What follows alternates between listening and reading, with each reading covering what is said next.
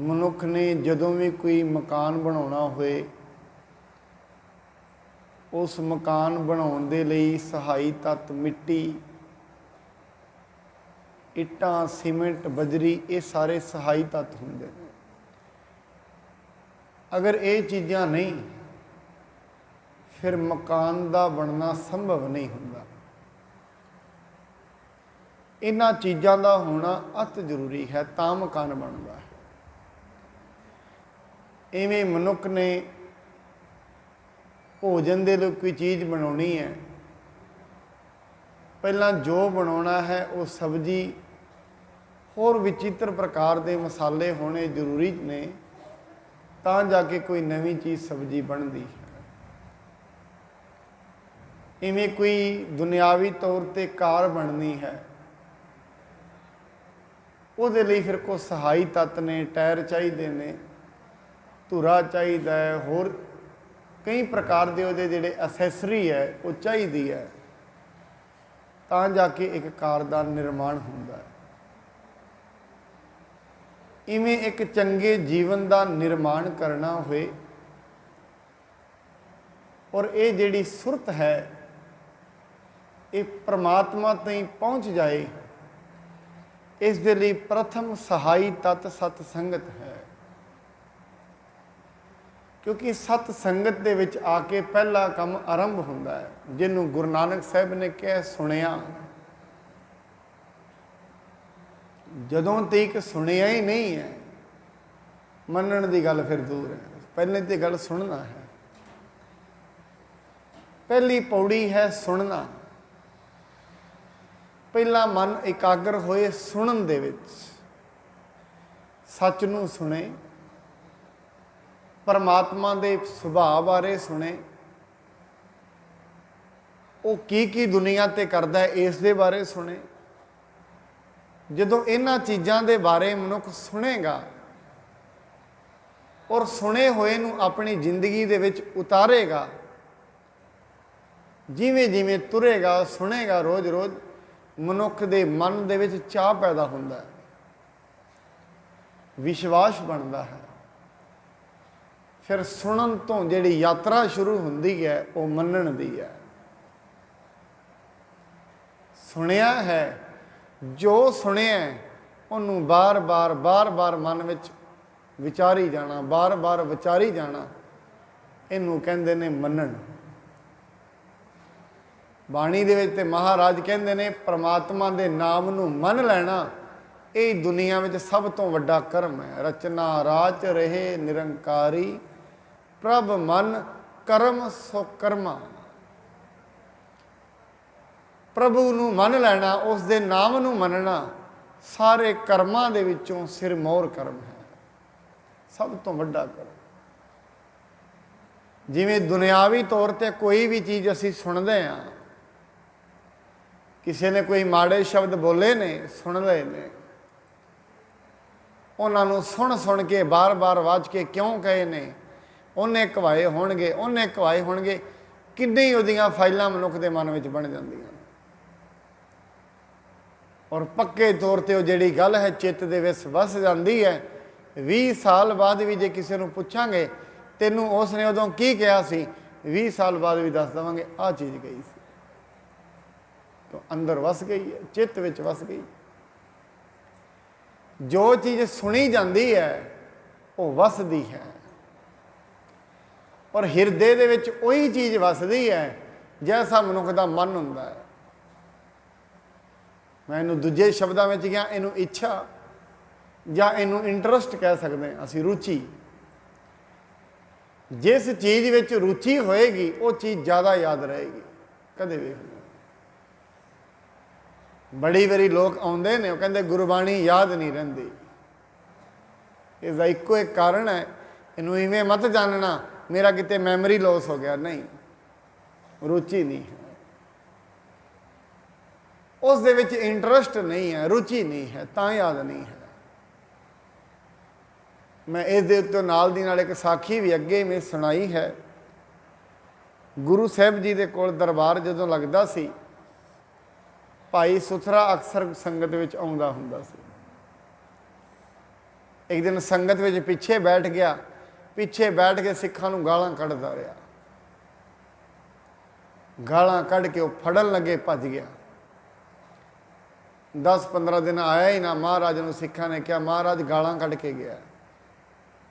ਕਹਿੰਦੇ ਗਲਤ ਕੀਤਾ, ਗਾਲਾਂ ਤੇ ਨਹੀਂ ਸੀ ਕੱਢਣੀਆਂ ਚਾਹੀਦੀਆਂ। 15-20 ਦਿਨਾਂ ਬਾਅਦ ਆ ਗਿਆ।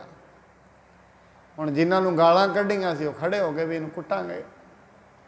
ਗੁਰੂ ਸਾਹਿਬ ਜੀ ਦੇ ਕੋਲ ਗਏ। ਕਹਿੰਦੇ ਗੁਰੂ ਸਾਹਿਬ ਕਹਿੰਦੇ ਨੇ, ਮਹਾਰਾਜ ਸੁਥਰਾ ਤੂੰ ਇਹਨਾਂ ਨੂੰ ਗਾਲਾਂ ਕੱਢੀਆਂ ਨੇ? ਕਹਿੰਦੇ ਮਹਾਰਾਜ ਮੈਂ ਕੋਈ ਨਹੀਂ ਕੱਢੀ।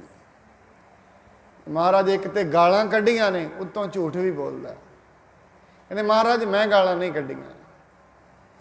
ਕਹਿੰਦੇ ਮਹਾਰਾਜ ਕਹਿੰਦੇ ਨਹੀਂ, ਇਹ ਕਹਿੰਦੇ ਨੇ ਕੱਢੀਆਂ ਨੇ।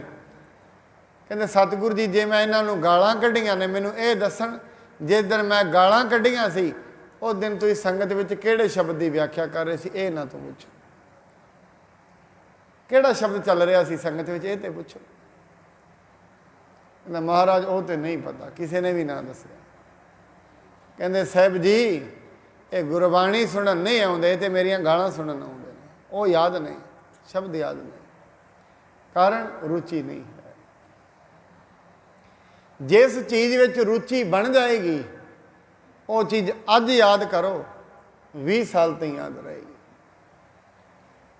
ਮੈਂ ਇੱਕ ਗੱਲ ਹੋਰ ਕਹਿ ਦਿਆਂ, ਰੁਚੀ ਕਿਹੜੀ ਚੀਜ਼ ਵਿੱਚ ਬਣਦੀ ਹੈ?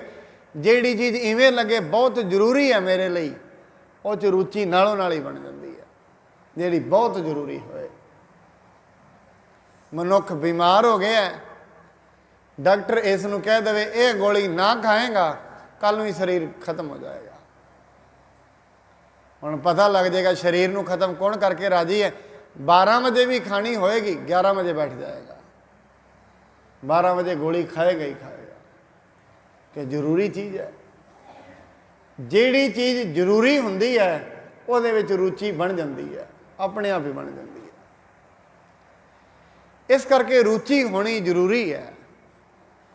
ਹੁਣ ਕਿਸੇ ਨੇ, ਕਿਸੇ ਦਾ ਪਿਤਾ ਇਵੇਂ ਦੱਸ ਜਾਏ ਮੈਂ ਫਲਾਣੇ ਖੇਤ ਦੇ ਅੰਦਰ ਫਲਾਣੀ ਥਾਂ ਤੇ ਸੋਨਾ ਦੱਬਿਆ ਹੋਇਆ, ਇੱਕੋ ਵਾਰੀ ਲੈਣ ਬੋਲੇਗਾ, ਜਦੋਂ ਹੀ ਸੋਨੇ ਦਾ ਨਾਮ ਆ ਜਾਏਗਾ ਕੰਨ ਖੜੇ ਹੋ ਜਾਣਗੇ ਨਾਲੋਂ ਨਾਲ। ਪਰ ਮੈਂ ਇੱਥੇ ਵੀ ਬੇਨਤੀ ਕਰਦਿਆਂ ਮੈਂ ਹੁਣੇ ਦੱਸਣ ਲੱਗ ਜਾ, ਫਲਾਣੀ ਧਰਤੀ ਤੇ ਫਲਾਣੀ ਥਾਂ ਸੋਨਾ ਦੱਬਿਆ ਹੋਇਆ ਹੈ, ਜੇ 10 ਮਿੰਟਾਂ ਦੇ ਵਿੱਚ 10 ਸ਼ਬਦ ਵੀ ਬੋਲਾਂਗਾ 10 ਹੀ ਲਾਈਨਾਂ ਯਾਦ ਰਹਿਣਗੀਆਂ। ਕਾਰਨ ਕੀ ਹੈ? ਕੀਮਤੀ ਹੈ ਤੇ ਰੁਚੀ ਹੈ। ਜਿਹੜੀ ਚੀਜ਼ ਕੀਮਤੀ ਹੁੰਦੀ ਹੈ ਉਹਦੇ ਵਿੱਚ ਰੁਚੀ ਆਪਣੇ ਆਪ ਬਣ ਜਾਂਦੀ ਹੈ, ਆਪਣੇ ਆਪ। ਇਹਦਾ ਮਤਲਬ ਇਹ ਨਹੀਂ ਜਿਸ ਚੀਜ਼ ਨੂੰ ਅਸੀਂ ਕੀਮਤੀ ਸਮਝ ਰਹੇ ਹਾਂ ਉਹ ਕੀਮਤੀ ਹੈ ਕਿ ਨਹੀਂ ਹੈ, ਗੱਲ ਉਹ ਨਹੀਂ ਹੈ। ਬਾਣੀ ਤੇ ਇੱਥੋਂ ਤੇ ਹੀ ਕਹਿੰਦੀ ਹੈ ਸਭ ਤੋਂ ਕੀਮਤੀ ਚੀਜ਼ ਰੱਬ ਦਾ ਨਾਂ ਹੈ, ਉਸ ਦੀ ਵਡਿਆਈ ਹੈ। ਉਹ ਵੱਖਰੀ ਗੱਲ ਹੈ, ਕਿਸੇ ਨੂੰ ਕੀਮਤ ਪਤਾ ਹੈ, ਕਿਸੇ ਨੂੰ ਨਹੀਂ ਪਤਾ। ਮਹਾਰਾਜ ਤੇ ਇੱਥੋਂ ਤੇ ਹੀ ਕਹਿੰਦੇ ਨੇ ਸਭ ਤੋਂ ਕੀਮਤੀ ਚੀਜ਼ ਸਾਈਂ ਨਾਮ ਅਮੋਲ ਕੀਮ ਨਾ ਕੋਈ ਜਾਣ ਦੋ, ਜਿਨਾ ਭਾਗ ਮਥਾ ਹੈ ਨਾਨਕ ਸੇ ਹਰ ਰੰਗ ਮਾਣ ਦੋ। ਜਿਨ੍ਹਾਂ ਦੇ ਮਸਤਕ ਦੇ ਭਾਗ ਜਾਗਦੇ ਨੇ ਉਹਨਾਂ ਦੀ ਰੁਚੀ ਫਿਰ ਇੱਧਰ ਲੱਗ ਜਾਂਦੀ ਹੈ। ਸੋ ਸਤ ਸੰਗਤ ਵਿੱਚ ਆ ਕੇ ਸੁਣਿਆ ਹੈ, ਉਹ ਸੁਣੀ ਹੋਈ ਚੀਜ਼ ਹਮੇਸ਼ਾ ਯਾਦ ਰਹੇਗੀ ਜਿਸ ਵਿੱਚ ਰੁਚੀ ਹੋਏਗੀ। ਆਪ ਜੀ ਕਦੇ ਵੀ ਰੋਜ਼ ਸੁਣਦੇ ਹੋ, ਆਪ ਜੀ ਨੂੰ ਉਹ ਪਾਰਟ ਹਮੇਸ਼ਾ ਯਾਦ ਰਹਿੰਦਾ ਹੋਏਗਾ ਜਿਸ ਵਿੱਚ ਤੁਹਾਡੀ ਰੁਚੀ ਹੋਏਗੀ, ਉਹ ਚੀਜ਼ ਹਮੇਸ਼ਾ ਯਾਦ ਰਹੇਗੀ। ਜਿਸ ਚੀਜ਼ ਵਿੱਚ ਆਪ ਜੀ ਦੀ ਰੁਚੀ ਹੈ ਉਹ ਹਮੇਸ਼ਾ ਯਾਦ ਰਹੇਗੀ। ਅੱਜ ਸੁਣੋਗੇ 10 ਸਾਲਾਂ ਬਾਅਦ ਵੀ ਯਾਦ ਰਹੇਗੀ, ਜਿਹੜੀ ਚੀਜ਼ 'ਚ ਰੁਚੀ ਹੈ, ਜਿਸ ਚੀਜ਼ ਵਿੱਚ ਇੰਟਰਸਟ ਹੈ। ਜਾਂ ਦੂਜੀ ਗੱਲ ਉਹ ਯਾਦ ਰਹੇਗੀ ਜਿਹੜੀ ਆਪ ਜੀ ਨੂੰ ਲੱਗਦੀ ਹੋਏਗੀ ਇਹ ਕੀਮਤੀ ਹੈ, ਉਹ ਯਾਦ ਰਹੇਗੀ। ਕੀਮਤੀ ਚੀਜ਼ ਯਾਦ ਰਹਿੰਦੀ ਹੈ, ਜਿਸ ਵਿੱਚ ਰੁਚੀ ਹੋਏ ਉਹ ਯਾਦ ਰਹਿੰਦੀ ਹੈ, ਹੋਰ ਕੁਝ ਵੀ ਯਾਦ ਨਹੀਂ ਰਹਿੰਦਾ। ਇਸ ਕਰਕੇ ਸਤਿਗੁਰੂ ਜੀ ਮਹਾਰਾਜ ਇਹ ਕਹਿੰਦੇ ਨੇ ਸੰਗਤ ਵਿੱਚ ਆਏ ਹਾਂ, ਸੰਗਤ ਜੇ ਮਹਿਲ ਉਸਾਰਨਾ ਆਪਣੇ ਅੰਦਰ ਪਰਮੇਸ਼ਰ ਦੇ ਪ੍ਰੇਮ ਦਾ ਮਹਿਲ ਖੜਾ ਕਰਨਾ ਹੈ, ਪਹਿਲਾ ਤੱਤ ਹੈ ਉਹਦੇ ਬਾਰੇ ਸੁਣਨਾ। ਜੇ ਉਹਦੇ ਬਾਰੇ ਸੁਣਾਂਗੇ ਹੀ ਨਹੀਂ, ਮੰਨੇਗਾ ਕਿ ਕੌਣ? ਕੋਈ ਵੀ ਨਹੀਂ ਮੰਨੇਗਾ। ਪਹਿਲਾਂ ਤਾਂ ਸੁਣਨਾ ਹੈ। ਸੁਣਿਆ ਮੰਨਿਆ ਮਨ ਕੀਤਾ ਭਾਓ, ਫਿਰ ਦਿਲ ਦੇ ਵਿੱਚ ਪ੍ਰੇਮ ਪੈਦਾ ਹੋ ਜਾਏਗਾ ਉਹਦਾ। ਬਾਣੀ ਇਹ ਕਹਿੰਦੀ ਹੈ ਜਿਸ ਦਿਨ ਉਹਦਾ ਪ੍ਰੇਮ ਪੈਦਾ ਹੋ ਗਿਆ, ਇੱਕ ਵੀ ਦੁੱਖ ਜ਼ਿੰਦਗੀ ਵਿੱਚ ਨਹੀਂ ਰਹੇਗਾ, ਇੱਕ ਵੀ ਦੁੱਖ। ਹੁਣ ਇਹਦਾ ਮਤਲਬ ਇਹ ਮਤ ਜਾਣਨਾ ਜਿਹੜਾ ਬਾਣੀ ਪੜ੍ਹੇਗਾ ਉਹਦੇ ਤੇ ਦੁੱਖ ਆਉਂਦੇ ਨਹੀਂ ਹਨ, ਐਸੀ ਗੱਲ ਨਹੀਂ ਹੈ। ਦੁੱਖ ਤੇ ਸੁੱਖ ਤੇ ਜ਼ਿੰਦਗੀ ਦੇ ਕੱਪੜੇ ਨੇ, ਇਹ ਚੱਲਦੇ ਰਹਿਣੇ ਨੇ। ਦੁੱਖ ਤੇ ਸੁੱਖ ਆਉਂਦੇ ਨੇ, ਪਰ ਉਹਦੇ ਲਈ ਛੋਟੇ ਤੋਂ ਛੋਟਾ ਦੁੱਖ, ਵੱਡੇ ਤੋਂ ਵੱਡਾ ਦੁੱਖ ਰਹਿੰਦਾ ਹੀ ਨਹੀਂ ਹੈ। ਵੱਡੇ ਤੋਂ ਵੱਡੇ ਦੁੱਖ ਵੀ ਛੋਟੇ ਬਣ ਜਾਂਦੇ। ਔਰ ਮੈਨੂੰ ਯਾਦ ਆਉਂਦਾ ਗੁਰੂ ਗੋਬਿੰਦ ਸਿੰਘ ਜੀ ਮਹਾਰਾਜ ਜਿਸ ਦਿਨ ਆਨੰਦਪੁਰ ਸਾਹਿਬ ਦੇ ਵਿੱਚੋਂ ਨਿਕਲੇ, ਮਾਛੀਵਾੜੇ ਦੇ ਜੰਗਲ ਵਿੱਚ ਆਏ, ਕਿਤੇ 3 ਦਿਨ ਹੋ ਗਏ ਪ੍ਰਸ਼ਾਦਾ ਵੀ ਨਹੀਂ ਛਕਿਆ, ਕੱਪੜੇ ਵੀ ਪਾਟੇ ਹੋਏ ਨੇ, ਸੁੱਤੇ ਵੀ ਥੱਲੇ ਨੇ। ਦੁੱਖ ਤੇ ਬੜਾ ਵੱਡਾ ਹੈ, ਪਰਿਵਾਰ ਵੀ ਕੋਲ ਨਹੀਂ ਹੈ। ਔਰੰਗਜ਼ੇਬ ਦੇ ਅਹਿਲਕਾਰ ਕਹਿੰਦੇ ਨੇ, ਕਿਸੇ ਨੇ ਮਹਾਰਾਜ ਨੂੰ ਮਿਲੇ, ਕਹਿੰਦੇ ਸਾਨੂੰ ਇਵੇਂ ਪਤਾ ਲੱਗਿਆ ਹੈ ਤੁਸੀਂ ਰੋਟੀ ਵੀ ਨਹੀਂ ਖਾਧੀ ਹੈ, ਪਰਿਵਾਰ ਵੀ ਤੁਹਾਡਾ ਕੋਲ ਨਹੀਂ ਹੈ, ਕੱਪੜੇ ਵੀ ਤੁਹਾਡੇ ਕੋਲ ਨਹੀਂ ਹਨ। ਇਹ ਹਾਰੇ ਹੋਏ ਮਨੁੱਖ ਦੀਆਂ ਨਿਸ਼ਾਨੀਆਂ ਨੇ। ਤੁਸੀਂ ਸਵੀਕਾਰ ਕਰ ਲਓ ਮੈਂ ਹਾਰ ਗਿਆ ਹਾਂ। ਸਤਿਗੁਰੂ ਜੀ ਮਹਾਰਾਜ ਜਿਹੜੀ ਗੱਲ ਕਹਿੰਦੇ ਨੇ ਉਹ ਸਾਨੂੰ ਆਪਣੀ ਜ਼ਿੰਦਗੀ ਵਿੱਚ ਬਣਾ ਕੇ ਰੱਖਣੀ ਚਾਹੀਦੀ ਹੈ। ਮਹਾਰਾਜ ਕਹਿੰਦੇ ਨੇ ਹਾਰ ਜਾਣਾ ਹੋਰ ਗੱਲ ਹੈ, ਹਾਰ ਮੰਨ ਲੈਣੀ ਹੋਰ ਗੱਲ ਹੈ। ਹੋ ਸਕਦਾ ਹੈ ਮਨੁੱਖ ਜ਼ਿੰਦਗੀ ਵਿੱਚ ਹਾਰ ਜਾਏ, ਹਾਰ ਦੁਨੀਆ ਜਾਂਦੀ ਹੈ, ਮੰਨਣੀ ਨਹੀਂ ਚਾਹੀਦੀ। ਅੱਜ ਦੁੱਖ ਆ ਗਏ ਨੇ, ਬਾਰ-ਬਾਰ ਪਰਮੇਸ਼ਰ ਅੱਗੇ ਨਾਮ ਜਪੋ, ਉਹਦੇ ਅੱਗੇ ਅਰਦਾਸ ਕਰੀਏ, ਹਾਰ ਨਾ ਮੰਨੋ।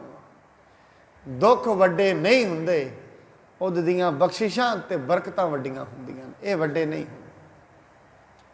ਕਿਉਂਕਿ ਦੁੱਖ ਤੇ ਸੁੱਖ ਉਹਦੇ ਤੋਂ ਹੀ ਚੱਲਦੇ ਨੇ ਜਿੱਥੋਂ ਇਹ ਚੰਦਰਮਾ ਬਣਿਆ ਹੈ, ਜਿੱਥੋਂ ਇਹ ਸੂਰਜ ਬਣਿਆ ਹੈ, ਉੱਥੋਂ ਚੱਲੇ ਨੇ।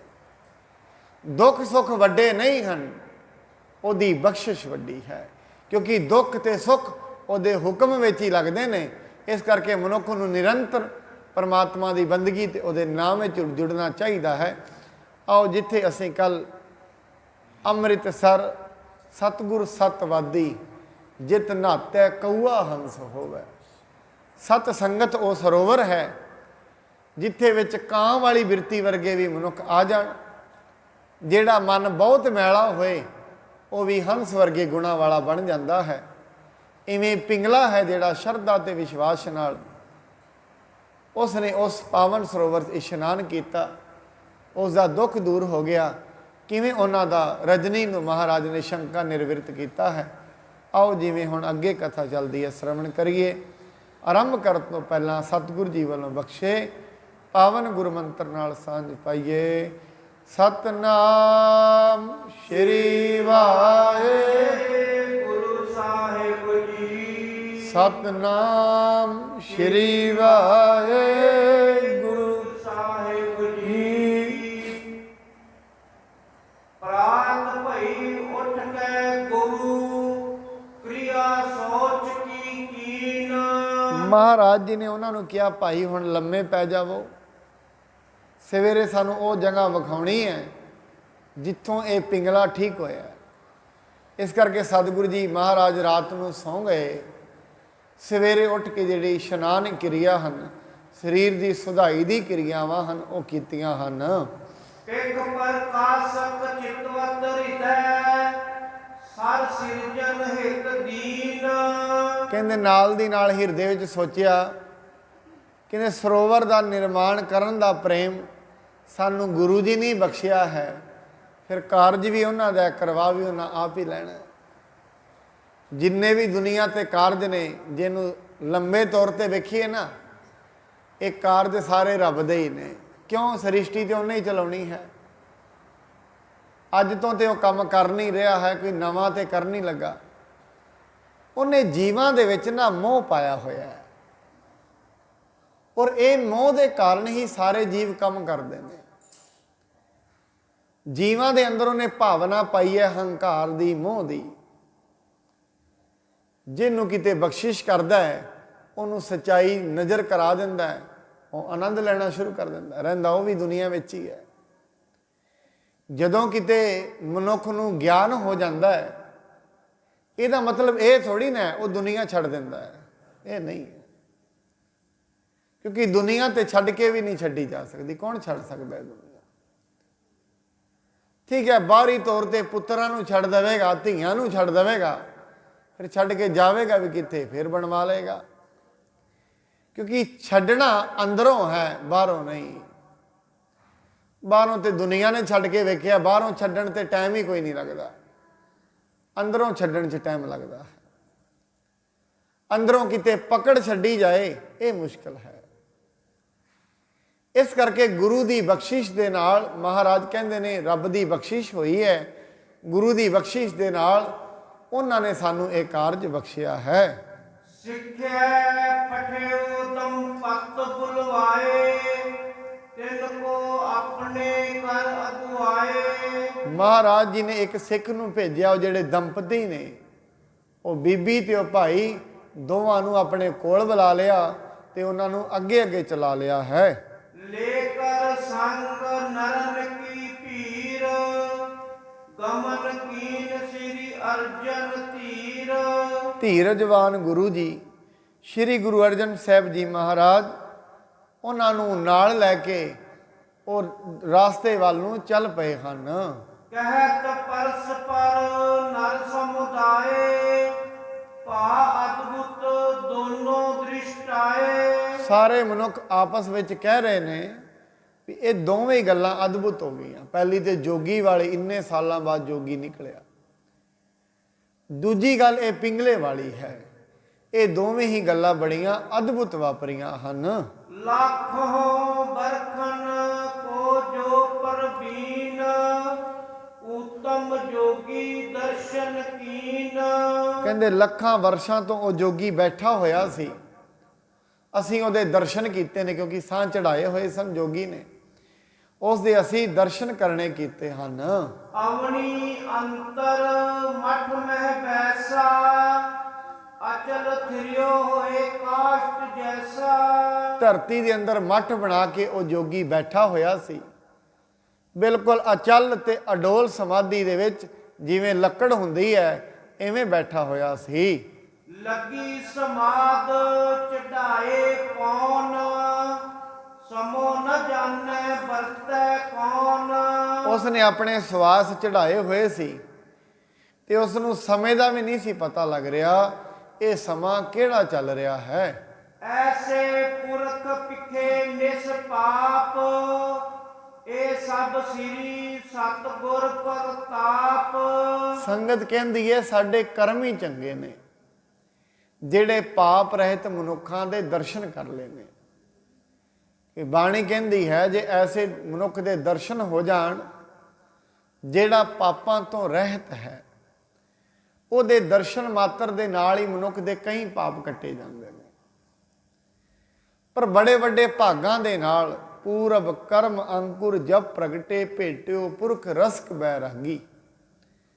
ਬੜੇ ਵੱਡੇ ਮਨੁੱਖ ਦੇ ਭਾਗ ਹੁਣ ਤਾਂ ਦਰਸ਼ਨ ਹੁੰਦੇ ਨੇ ਐਸੇ ਮਨੁੱਖਾਂ ਦੇ।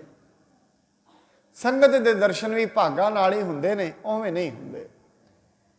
ਜਿਵੇਂ ਜਿਵੇਂ ਭਾਗ ਜਾਗਦੇ ਨੇ ਤਾਂ ਹੀ ਦਰਸ਼ਨ ਹੁੰਦੇ ਨੇ। ਹੁਣ ਇੱਥੇ ਕੋਈ ਮਨੁੱਖ ਕਹੇ ਇਹਦੇ ਵਿੱਚ ਭਾਗ ਜਾਗਣ ਦੀ ਕਾਹਦੀ ਗੱਲ ਹੈ, ਸੰਗਤ ਵਿੱਚ ਹੀ ਤੇ ਬੈਠਣਾ, ਮੈਂ ਵੀ ਕੱਲ ਨੂੰ ਬੈਠ ਜਾਵਾਂਗਾ। ਇੰਨੀ ਛੇਤੀ ਨਹੀਂ ਬੈਠਿਆ ਜਾਂਦਾ। ਜਦੋਂ ਮਨੁੱਖ ਆਉਣ ਲੱਗਦਾ ਪਤਾ ਨਹੀਂ ਕਿੰਨੀਆਂ ਅੜਚਨਾਂ ਆ ਜਾਂਦੀਆਂ ਨੇ। ਚੱਲਣ ਹੀ ਲੱਗਦਾ ਹੈ, ਜਿਵੇਂ ਚੰਗੇ ਕੰਮ ਤੇ ਚੱਲਦਾ ਅੜਚਨਾਂ ਆ ਜਾਂਦੀਆਂ ਨੇ। ਮਾੜੇ ਕੰਮ ਨੂੰ ਚੱਲਦਿਆਂ ਕੋਈ ਅੜਚਨ ਨਹੀਂ ਹੁੰਦੀ, ਚੰਗੇ ਕੰਮ ਵਾਲੀ ਅੜਚਨਾਂ ਆਉਂਦੀਆਂ ਨੇ। ਤਾਂ ਹੀ ਮਹਾਰਾਜ ਨੇ ਗੁਰਬਾਣੀ ਵਿੱਚ ਕਿਹਾ ਹੈ, ਜ਼ਿੰਦਗੀ ਵਿੱਚ ਕਦੇ ਵੀ ਜਦੋਂ ਵੀ ਚੰਗਾ ਕਰਮ ਕਰੀਏ ਉਦੋਂ ਕਦੇ ਵੀ ਦੇਰੀ ਨਹੀਂ ਕਰਨੀ ਚਾਹੀਦੀ। ਦੇਰੀ ਕਰਨੀ ਚਾਹੀਦੀ ਹੈ ਮਾੜੇ ਕੰਮ ਵਿੱਚ। ਨਾ ਬਿਲਮ ਧਰਮੰ ਬਿਲਮ ਪਾਪੰ। ਕਿਉਂਕਿ ਅਸਲ ਦੇ ਵਿੱਚ ਜ਼ਿੰਦਗੀ ਵਿੱਚ ਕਹਿੰਦੇ ਇੱਕ ਫਕੀਰ ਤੇ ਉਹਦਾ ਚੇਲਾ ਦੋਵੇਂ ਬੈਠੇ ਸੀ, ਆਪਸ ਦੇ ਵਿੱਚ ਗੱਲਾਂ ਕਰਦੇ ਨੇ। ਕਹਿੰਦੇ ਕੋਈ ਫਕੀਰ ਆਪਣੇ ਚੇਲੇ ਨੂੰ, ਚੇਲਾ ਪੁੱਛਦਾ ਕੋਈ ਮੈਨੂੰ ਪਤੇ ਦੀ ਗੱਲ ਦੱਸ ਕੇ ਜਾਓ, ਕੋਈ ਵਧੀਆ ਗੱਲ। ਕਹਿੰਦੇ ਇੱਕੋ ਹੀ ਗੱਲ ਮੈਂ ਤੈਨੂੰ ਦੱਸਦਾ ਹਾਂ ਜਿਹੜੀ ਮੇਰੇ ਪਿਤਾ ਨੇ ਦੱਸੀ ਹੈ। ਦੱਸ ਕਿਹੜੀ ਗੱਲ ਹੈ, ਇਤਨੀ ਵੱਡੀ ਕਿਹੜੀ ਗੱਲ ਹੈ? ਕਹਿੰਦੇ ਉਹ ਗੱਲ ਇਹ ਹੈ, ਜਦੋਂ ਵੀ ਮੇਰੇ ਪਿਤਾ ਨੇ ਕਿਹਾ ਸੀ ਤੈਨੂੰ ਕ੍ਰੋਧ ਆਵੇ ਤੇ ਕੋਈ ਤੈਨੂੰ ਮਾੜਾ ਬੋਲ ਦੇਵੇ, ਉਹਨੂੰ ਅੱਗੋਂ ਜਵਾਬ ਨਹੀਂ ਦੇਣਾ, ਉਹਨੂੰ ਇਹ ਕਹਿਣਾ ਹੈ ਤੈਨੂੰ ਮੈਂ 24 ਘੰਟੇ ਬਾਅਦ ਜਵਾਬ ਦਿਆਂਗਾ, ਇੱਕ ਦਿਨ ਠਹਿਰ ਕੇ ਦਿਆਂਗਾ, ਉਹਦੇ ਅੱਗੋਂ ਬੋਲਣਾ ਨਹੀਂ ਹੈ। ਜਦੋਂ ਵੀ ਕੋਈ ਮਾੜਾ ਬੋਲੇ ਉਹਨੂੰ ਜਵਾਬ ਉਦੋਂ ਨਹੀਂ ਦੇਣਾ, 24 ਘੰਟੇ ਬਾਅਦ ਦੇਣਾ ਹੈ। ਇਹੀ ਗੱਲ ਮੈਨੂੰ ਉਹ ਦੱਸ ਕੇ ਗਿਆ, ਇਹੀ ਵੱਡੀ ਗੱਲ ਹੈ। ਕਿਉਂ? 24 ਘੰਟੇ ਤਾਈਂ ਮਨੁੱਖ ਦੀਆਂ ਭਾਵਨਾਵਾਂ ਨੇ, ਦਿਮਾਗ ਸੈਟਿੰਗ ਵਿੱਚ ਆ ਜਾਂਦਾ, ਸੋਚਦਾ ਛੱਡ ਪਰਾਂ, ਇਹ ਤੇ ਖਾਲੀ ਹੈ, ਇਹ ਤੇ ਆਪ ਹੀ ਗਾਲਾਂ ਕੱਢੀ ਜਾਂਦਾ, ਮੈਂ ਇਸ ਤੋਂ ਕੀ ਲੈਣਾ, ਛੱਡੋ ਪਰਾਂ। ਪਰ ਜੇ ਕੋਈ ਚੰਗਾ ਕੰਮ ਕਰਨਾ ਹੈ, ਉਹ ਕਹਿੰਦਾ ਸੀ ਕਦੇ ਦੇਰ ਨਾ ਕਰੀ, ਨਾਲੋਂ ਨਾਲ ਹੀ ਕਰ ਦੇਵੇਂ। ਕਿਉਂ? ਕੀ ਪਤਾ ਲੱਗਦਾ ਜਾਂਦੇ ਜਾਂਦੇ ਵਿਚਾਰ ਹੀ ਬਦਲ ਜਾਏ। ਔਰ ਐਸਾ ਬੜੀ ਵਾਰੀ ਹੁੰਦਾ ਹੈ। ਮਨੁੱਖ ਜਾਣਾ ਸ਼ੁਰੂ ਕਰਦਾ ਹੈ ਗੁਰਦੁਆਰੇ ਵੱਲ ਨੂੰ, ਜਾਣਾ ਸ਼ੁਰੂ ਕਰਦਾ ਸੰਗਤ ਵੱਲ ਨੂੰ, ਵਿੱਚ ਕੁਝ ਹੋਰ ਹੀ ਵਿਚਾਰ ਚੱਲ ਪੈਂਦੇ ਨੇ, ਛੱਡ ਦਿੰਦਾ ਬਸ। ਇਹਦਾ ਮਤਲਬ ਇਹ ਨਹੀਂ ਉਹ ਆਪ ਨਹੀਂ ਆ ਰਿਹਾ, ਉਸ ਦੇ ਭਾਗ ਐਸੇ ਨਹੀਂ ਹਨ। ਕਾਰਨ ਇਹ ਹੈ ਕਿਉਂਕਿ ਵੱਡੇ ਜੋ ਸਾਨੂੰ ਪ੍ਰਾਪਤ ਹੋਇਆ ਸਾਡੇ ਭਾਗ ਨੇ, ਸਾਡੀ ਪ੍ਰਾਲਬਧ ਹੈ, ਉਹੀ ਪ੍ਰਾਪਤ ਹੋਇਆ। ਜਿਹਨੂੰ ਬਾਣੀ ਕਹਿੰਦੀ ਭਾਗ ਉਦਮ ਲਬਧਿੰ ਮਾਇਆ। ਇਸ ਕਰਕੇ ਮਨੁੱਖ ਦੇ ਭਾਗ ਜਦੋਂ ਜਾਗਦੇ ਹਨ, ਉਦੋਂ ਹੀ ਐਸੀ ਸੰਗਤ ਅਤੇ ਸ੍ਰੇਸ਼ਟ ਪੁਰਸ਼ਾਂ ਦੀ ਸੰਗਤ ਪ੍ਰਾਪਤ ਹੁੰਦੀ ਹੈ। ਅਬ ਦੂਸਰ ਅਦਭੁਤ ਕੋ ਦੇਖੋ, ਜਿਸ ਕੇ ਤਨ ਮੈਂ ਕੁਸ਼ਟ ਬਸੇਖੋ। ਇਹਨੇ ਹੁਣ ਦੂਜੇ ਨੂੰ ਵੇਖਿਆ ਹੈ, ਜਿਹਦੇ ਤਨ ਦੇ ਵਿੱਚ ਕਿੰਨਾ ਕੋੜੀ ਦਾ ਰੋਗ ਹੈ, ਬਹੁਤ ਵੱਡਾ ਰੋਗ ਹੈ, ਤੇ ਉਸ ਨੂੰ ਅਸੀਂ ਵੇਖਣਾ ਕੀਤਾ ਹੈ। ਕਰ ਸਾਖਾ ਜਿਸ ਕੀ ਝਰ ਪਰੀ, ਜਲ ਸਨਾਨ ਤੇ ਤੈਸੀ ਕਰੀ। ਆ ਉਹ ਜਿਹੜਾ ਪਿੰਗਲਾ ਹੈ, ਉਸ ਦੀਆਂ ਉਂਗਲਾਂ ਨੇ ਉਹ ਵੀ ਝੜ ਗਈਆਂ ਸਨ। ਸਾਰੇ ਆਪਸ ਵਿੱਚ ਕਹਿੰਦੇ ਨੇ ਕਿੱਡੀ ਅਦਭੁਤ ਗੱਲ ਹੋਈ ਹੈ, ਉਂਗਲਾਂ ਵੀ ਝੜ ਗਈਆਂ, ਪਰ ਇਸ਼ਨਾਨ ਕਰਨ ਦੇ ਨਾਲ ਉਂਗਲਾਂ ਵਾਪਸ ਆ ਗਈਆਂ ਹਨ। ਤਿਸ ਥਲ ਕੋ ਚੱਲ ਕੈ ਪਿਖ ਲਹੋ, ਜੇ ਕੋ ਮਹਾ ਮਹਾਤਮ ਇਹੋ। ਆਓ ਚੱਲ ਕੇ ਸਾਰੇ ਉਸ ਸਥਾਨ ਨੂੰ ਵੇਖਦੇ ਹਾਂ, ਜਿਸ ਸਥਾਨ ਦਾ ਏਡਾ ਵੱਡਾ ਮਹਾਤਮ ਹੈ, ਜਿਸ ਦੇ ਵਿੱਚ ਇਸ਼ਨਾਨ ਕਰਨ ਦੇ ਨਾਲ ਮਨੁੱਖ ਦੇ ਜਿਹੜੇ ਰੋਗ ਹਨ, ਸਰੀਰਿਕ ਰੋਗ ਦੂਰ ਹੋ ਜਾਂਦੇ ਹਨ। ਇਮ ਕਹਿ ਚਿਤ ਮੈਂ ਚੌਪ ਕਰੰਤੇ, ਅਦਭੁਤ ਅਵਲੋਕਤ ਬਿਸਮੰਤੇ। ਇਸ ਤਰ੍ਹਾਂ ਸਾਰੇ ਆਪਣੇ ਚਿੱਤ ਵਿੱਚ ਬੜੇ ਪ੍ਰਸੰਨ ਸਨ, ਇਹਨਾਂ ਅਦਭੁਤ ਘਟਨਾਵਾਂ ਨੂੰ ਵੇਖ ਕੇ ਹੈਰਾਨ ਹੋ ਰਹੇ ਸਨ। ਦੰਪਤ ਸਭ ਤੇ ਚਲਤ ਅਗਾਰੀ, ਸ੍ਰੀ ਅਰਜਨ ਦਮਨੇ ਉਪਕਾਰੀ। ਉਹ ਜਿਹੜੇ ਬੀਬੀ ਦੇ ਭਾਈ ਸਨ, ਅੱਗੇ ਅੱਗੇ ਚੱਲ ਰਹੇ ਸਨ। ਗੁਰੂ ਅਰਜਨ ਸਾਹਿਬ ਜੀ ਮਹਾਰਾਜ ਉਪਕਾਰੀ ਸਤਿਗੁਰੂ ਜੀ, ਉਹ ਪਿੱਛੇ ਪਿੱਛੇ ਚੱਲ ਰਹੇ ਸਨ। ਸੰਗ ਪੀਰ ਨਰ ਕੀ ਸਭ ਆਵੈ, ਸਨੈ ਸਨੈ ਸਗਰੇ ਚੱਲ ਜਾਵੈ। ਉਹਨਾਂ ਦੇ ਨਾਲ ਮਨੁੱਖਾਂ ਦਾ ਵੱਡਾ ਸਾਰਾ ਹਜੂਮ ਹੌਲੀ ਹੌਲੀ ਨਾਲ ਹੀ ਜਾ ਰਿਹਾ ਸੀ। ਅਧਿਕ ਆਨੰਦਤ ਉਤਪਲ ਲੋਚਨ, ਮਹਿਦ ਪ੍ਰਫੁੱਲਤ ਸੰਕਟ ਮੋਚਨ। ਕਹਿੰਦੇ ਕਵਲ ਨੈਣ ਬਹੁਤ ਆਨੰਦਮਈ ਹੋਏ ਹਨ, ਸੰਕਟਾਂ ਨੂੰ ਦੂਰ ਕਰਨ ਵਾਲੇ ਗੁਰੂ ਅਰਜਨ ਸਾਹਿਬ ਜੀ ਮਹਾਰਾਜ ਬਹੁਤ ਹੀ ਪ੍ਰਫੁੱਲਤ ਹਨ। ਨਰ ਨਾਰੀ ਪਰਖ ਓ ਸਭ ਥਾਨ, ਦੁਖ ਭੰਜਨ ਬਦਰੀ ਤਰ ਆਨ। ਫਿਰ ਜਿਹੜਾ ਉਹ ਨਰ ਤੇ ਨਾਰੀ ਸਨ, ਦੁੱਖ ਭੰਜਨੀ ਬੇਰੀ ਦੇ ਥੱਲੇ ਆ ਗਏ। ਉਹਨਾਂ ਨੇ ਨਿਸ਼ਾਨਦੇਹੀ ਵਿਖਾਈ ਵੀ ਇਹ ਉਹ ਸਥਾਨ ਹੈ। ਖਰੇ ਹੋਏ ਕਰ ਸੋ ਦਿਖਰਾਈ, ਸ੍ਰੀ ਗੁਰ ਜਲ ਜੁਤ ਇਹ ਸੁਭ ਥਾਈ। ਮਹਾਰਾਜ ਜੀ ਨੂੰ ਕਿਹਾ ਉਸਨੇ, ਇਹ ਜਿਹੜਾ ਸਥਾਨ ਤੁਸੀਂ ਵੇਖਦੇ ਹੋ ਨਾ, ਜਿਹੜਾ ਇਹ ਜਲ ਦੇ ਨਾਲ ਭਰਿਆ ਹੋਇਆ ਹੈ, ਇਹਾਂ ਗਈ ਧਰ ਮੰਜੋ ਜਲ ਮੈਂ, ਇਹਾਂ ਗਈ ਧਰ ਮੰਜਿਓ ਜਲ ਮੈਂ, ਫਲ ਵਿਸਾਲ ਪ੍ਰਾਪਤ ਇਸ ਥਲ ਮੈਂ। ਇਹ ਜਿਹੜਾ ਸਥਾਨ ਹੈ, ਉਹ ਕਹਿਣ ਲੱਗਿਆ ਗੁਰੂ ਅਰਜਨ ਸਾਹਿਬ ਜੀ ਨੂੰ, ਇਹ ਜਿਹੜਾ ਸਥਾਨ ਹੈ, ਇੱਥੇ ਮੈਨੂੰ ਇਹ ਰੱਖ ਗਈ ਸੀ। ਇਸ ਤੋਂ ਬਾਅਦ ਇਸੇ ਸਰੋਵਰ ਦੇ ਵਿੱਚ ਆ ਜੋ ਖੱਡਾ ਹੈ, ਇਸ ਦੇ ਵਿੱਚ ਹੀ ਮੈਂ ਇਸ਼ਨਾਨ ਕੀਤਾ ਹੈ। ਸ੍ਰੀ ਗੁਰ ਭੰਨਿਓ ਇਹੀ ਦੁਖ ਭੰਜਨ, ਜਿਸ ਤੇ ਤੁਮ ਹੋਏ ਮਨ ਨਰੰਜਨ। ਮਹਾਰਾਜ ਕਹਿਣ ਲੱਗੇ ਨੇ, ਭਾਈ ਇਹੀ ਉਹ ਦੁੱਖ ਭੰਜਨ ਸਥਾਨ ਹੈ, ਜਿੱਥੇ ਅਸਲ ਦੇ ਵਿੱਚ ਤੂੰ ਇਸ਼ਨਾਨ ਕੀਤਾ ਤੇ ਤੇਰੇ ਦੁੱਖ ਦੂਰ ਹੋ ਗਏ ਨੇ। क्योंकि साध संगत ये सतगुरु जी का ही वर है। अज भी बड़े ऐसे लोग ने ਜਿਹੜੇ ਉੱਥੇ ਸ਼ਰਧਾ ਭਾਵਨਾ ਨਾਲ ਇਸ਼ਨਾਨ ਕਰਦੇ ਨੇ, ਅੱਜ ਵੀ ਠੀਕ ਹੋ ਜਾਂਦੇ ਨੇ। ਉਹਨਾਂ ਦਾ ਵਰ ਹੈ ਤੇ ਵਰ ਦੇ ਉੱਤੇ ਸ਼ਰਧਾ ਧਾਰਨ ਕਰਨੀ ਪੈਂਦੀ। ਡਾਕਟਰ ਤੇ ਇੱਥੋਂ ਤਾਂ ਹੀ ਕਹਿੰਦੇ ਨੇ ਜੇ ਗੋਲੀ ਖਾਈਏ ਨਾ ਤੇ ਗੋਲੀ ਤੇ ਸ਼ਰਧਾ ਨਾ ਹੋਏ ਉਹ ਗੋਲੀ ਵੀ ਅਸਰ ਨਹੀਂ ਕਰਦੀ। ਜੇ ਡਾਕਟਰ ਕੋਲ ਗਏ ਆ ਤੇ ਕਹਿ ਦਿੰਦੇ ਕਿਹੜੇ ਡਾਕਟਰ ਕੋਲ ਲੈ ਕੇ ਆ ਗਏ ਹੋ, ਉਹ ਡਾਕਟਰ ਕੋਲ ਜਿੰਨੀ ਮਰਜ਼ੀ ਦਵਾਈ ਖਾ ਲਈਏ ਆਰਾਮ ਆਏਗਾ ਹੀ ਨਹੀਂ। क्योंकि साडा मन है जिहड़ा जिस चीज़ नूं मन जाता है उहदी ही मंग करता है। मन जिहड़ा है ये मन जाए तो किसी भी चीज़ तो ठीक हो सकता है। मन के अंदर बड़ी शक्ति है, क्योंकि मन की शक्ति के नाल ही शरीर जुड़िया होया है। इस करके जिहड़े मन निर्मल हो जाते हैं उन्हां विच इन्नी शक्ति हुंदी है, शरधा ते भावना उन्हां दी दृढ़ हुंदी है। इस अमृत मह मज्जन कीना जिस ते भई देहो रजहीना। कहता है इस सरोवर दे विच इस जल च मैं इशनान किया है जिस नाल मेरी देह ठीक हुई। साध संगत चलो इतिहास दीयां गल्लां ते दूर ने, क्योंकि किसी चीज़ की प्रमाणिकता उदों ही पता लगती है जे कोई उहदे प्रमाण साडे कोल होण, तां ही तो पता लगेगा ने महान है।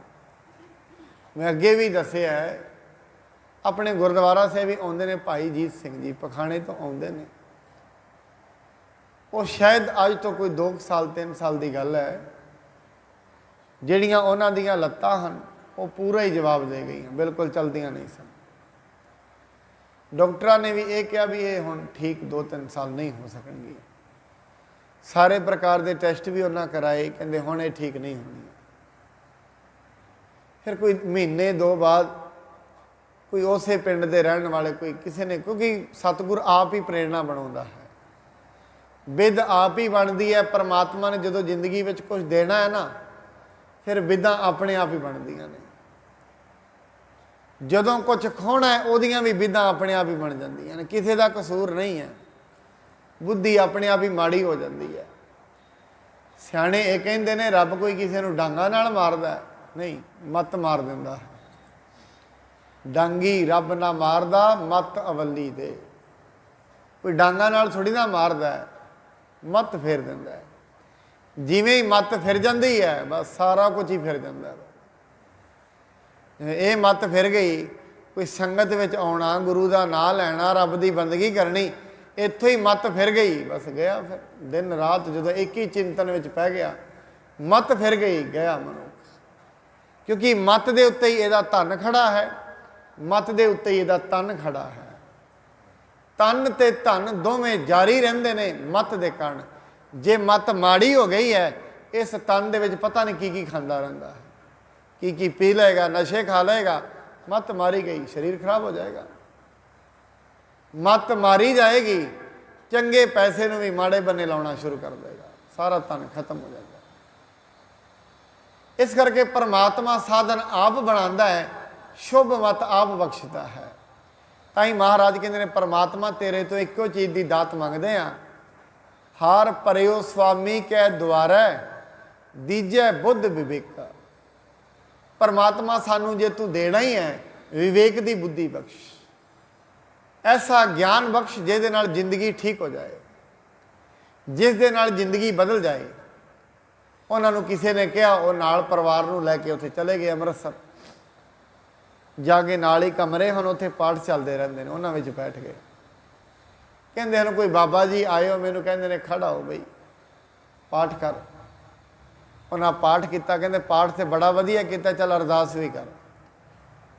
कहते खड़िया तो मेरे तो नहीं होया जाता, अरदास तो मेरे तो नहीं होनी। नाल परिवार जिन्होंने कह कवा के खड़ा किया, कहते चलो हुण जाओ इनू इशनान कराओ। वो जाके दुख भंजनी बेरी के थले लत्तां नहीं सी चल रही, फड़ के उन्होंने अंदर इशनान कराया। कि वो कहते हैं जिमें ही मैं इशनान किया, मेरिया जड़ियाँ लत्तां ने उन्होंने दे विचों मैनूं इवें लग्या कि भी एनर्जी फ्लो हो रही है, कोई वाइब्रेशन हुई है, लत्तां जड़ियाँ सौ गईयां सन। कि मैनूं इवें लगा जिवें मेरिया लत्तां ते वजन पैना शुरू हो गया। कि मैं नाल जिहनूं आख्या मैनूं छड्ड दो, कहते डिग जाओगे, तुहाडीआं किहड़ा लत्तां, कहते नहीं छड्ड दो, मैनूं लगदा है। ਤੇ 2 ਚੁੱਪੀਆਂ ਹੋਰ ਮੈਂ ਲਾਈਆਂ। ਇੱਕੋਦਮ ਲੱਤਾਂ ਨੇ ਜਿਹੜੀਆਂ ਹੌਲੀ ਹੌਲੀ ਕੰਮ ਕਰਨੀਆਂ ਸ਼ੁਰੂ ਕਰ ਦਿੱਤਾ। ਲੱਤਾਂ ਕਹਿੰਦੇ ਸਰੋਵਰ ਦੇ ਵਿੱਚ ਗਿਆ ਤੇ ਮੈਂ ਬਿਨਾਂ ਲੱਤਾਂ ਤੋਂ ਸੀ, ਆਇਆ ਲੱਤਾਂ ਨਾਲ। ਐਸੀ ਕਿਰਪਾ ਹੋ ਗਈ। ਸਾਧ ਸੰਗਤ, ਇਹ ਗੱਲ ਵਿਸ਼ਵਾਸ ਤੇ ਸ਼ਰਧਾ ਦੀ ਹੈ, ਕਿਉਂਕਿ ਜਿੱਥੇ ਵਿਸ਼ਵਾਸ ਤੇ ਸਮਰਪਣ ਹੁੰਦਾ ਹੈ, ਵਿਸ਼ਵਾਸ ਤੇ ਹੀ ਦੁਨੀਆ ਖੜੀ ਹੈ ਧਰਮ ਦੀ। ਦਿਮਾਗ ਤੇ ਨਹੀਂ ਖੜੀ, ਦਿਲ ਤੇ ਖੜੀ ਹੈ। ਜੇ ਸਾਇੰਸ ਦੀ ਦੁਨੀਆ ਵੇਖਣੀ ਹੈ, ਵਿਗਿਆਨ ਦੀ ਦੁਨੀਆ, ਇਹ ਖੜੀ ਹੈ ਬੁੱਧੀ ਦੇ ਉੱਤੇ, ਦਿਮਾਗ ਉੱਤੇ। ਜੇ ਧਰਮ ਦੀ ਦੁਨੀਆ ਵੇਖਣੀ ਹੈ, ਇਹ ਹਿਰਦੇ ਉੱਤੇ ਖੜੀ ਹੈ, ਦਿਲ ਉੱਤੇ, ਕਿਉਂਕਿ ਸ਼ਰਧਾ ਉੱਤੇ ਖੜੀ ਹੈ। ਜੇ ਧਰਮ ਦੀ ਦੁਨੀਆ ਵਿੱਚ ਆਉਣਾ ਹੈ, ਫਿਰ ਹਿਰਦਾ ਅੱਗੇ ਰੱਖਣਾ ਪਏਗਾ।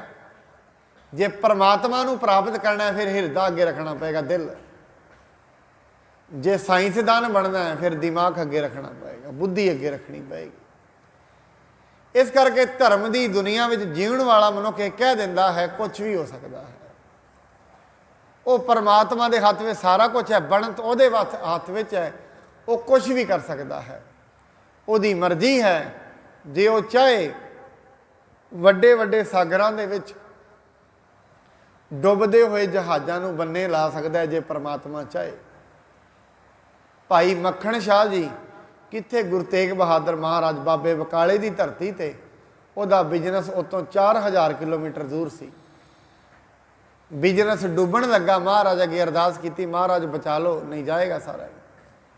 500 ਮੋਹਰਾਂ ਵੀ ਸੁੱਖ ਲਈਆਂ ਤੇ ਉਹ ਜਿਹੜਾ ਜਹਾਜ਼ ਹੈ ਗੁਰੂ ਤੇਗ ਬਹਾਦਰ ਮਹਾਰਾਜ ਬੰਨੇ ਲਾਇਆ ਉਹਦਾ। ਗੱਲ ਇਹ ਅਹਿਸਾਸ ਹੈ, ਗੱਲ ਵਿਸ਼ਵਾਸ ਤੇ ਸ਼ਰਧਾ ਦੀ ਹੈ। ਧਰਮ ਦੀ ਸਾਰੀ ਸਾਧਨਾ ਵਿਸ਼ਵਾਸ ਅਤੇ ਸ਼ਰਧਾ ਦੇ ਉੱਤੇ ਖੜੀ ਹੋਈ ਹੈ। ਦੰਪਤ ਭਨਤ ਜੋਰ ਕਰ ਦੋ, ਸ੍ਰੀ ਸਤਿਗੁਰ ਜੀ ਇਹ ਸੋ। ਉਹ ਦੋਵੇਂ ਨਰ ਨਾਰੀਆਂ, ਭਾਵ ਰਜਨੀ ਤੇ ਉਹਦਾ ਘਰ ਵਾਲਾ, ਦੋਵੇਂ ਕਹਿੰਦੇ ਨੇ ਮਹਾਰਾਜ ਇਹ ਉਹੀ ਥਾਂ ਹੈ ਜਿੱਥੇ ਮੈਂ ਇਸ ਨੂੰ ਛੱਡ ਕੇ ਗਈ ਸੀ। ਤਿਲ ਤੇ ਸੁਨਤ ਸਥਾਨ ਪ੍ਰਤਾਪ, ਨਮੋ ਕੀਨ ਕਰ ਜੋਰੇ ਆਪ। ਮਹਾਰਾਜ ਨੇ ਜਦੋਂ ਸਥਾਨ ਨੂੰ ਵੇਖਿਆ, ਸੱਚੇ ਪਾਤਸ਼ਾਹ ਨੇ ਦੋਵੇਂ ਹੱਥ ਜੋੜੇ। ਏਡਾ ਪਵਿੱਤਰ ਅਸਥਾਨ, ਏਡਾ ਮਹਾਨ ਅਸਥਾਨ, ਡਿੱਠੇ ਸਭੇ ਥਾਵ ਨਹੀਂ ਤੁਧ ਜੇ। ਸਾਰੀ ਦੁਨੀਆ ਘੁੰਮ ਕੇ ਵੇਖੀ ਹੈ, ਕਹਿੰਦੇ ਐਸਾ ਸਥਾਨ ਨਹੀਂ ਜਿੱਥੇ ਪਰਮਾਤਮਾ ਦੀ ਕੀਰਤੀ 24 ਘੰਟੇ, ਦੂਜੀ ਗੱਲ ਹੀ ਨਹੀਂ, ਸਿਰਫ ਰੱਬ ਦੀ ਗੱਲ ਹੀ ਹੁੰਦੀ ਹੈ।